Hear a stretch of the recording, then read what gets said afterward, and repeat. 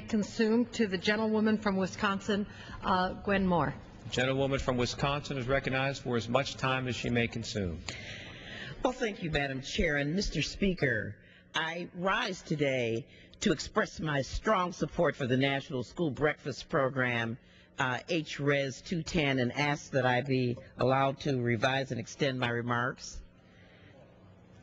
This resolution really elucidates the importance of school breakfast programs and their positive impact on a child's overall academic performance. And again, I want to thank the Education and Labor Committee for bringing this resolution forward in honor of National School Breakfast Week. Mr. Speaker, every 35 seconds, a child is born into poverty in the United States of America.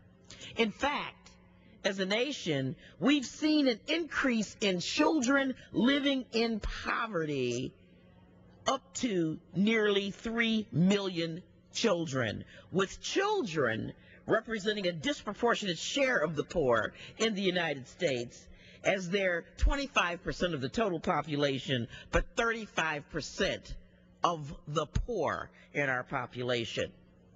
And to the extent that the parents of children are responsible for their well-being, the unemployment rate, which has risen from 7.6% to 8.1%, and just last month, losing 651,000 jobs, 3.6 million jobs just in the last year.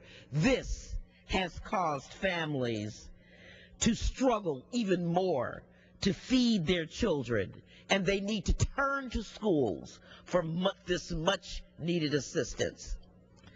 I can tell you that a study done by Massachusetts General Hospital in conjunction with Harvard Medical School concluded that children who are at nutritional risk have significantly poorer attendance, punctuality, and grades.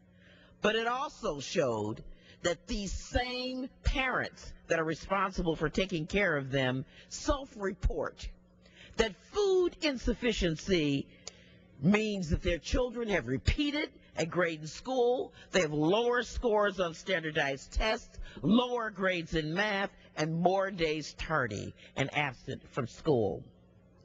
Studies have also shown that students who fail to eat an adequate breakfast increase their chances for being overweight than children who eat a healthy breakfast on a daily basis.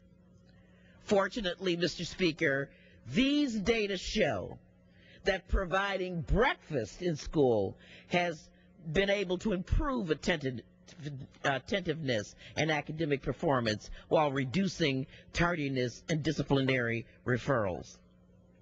I just want to mention that these school breakfasts must meet the nutrition standards under the dietary guidelines for Americans, which recommend no more than 30% of an individual's calories come from fat and less than 10% from saturated fat.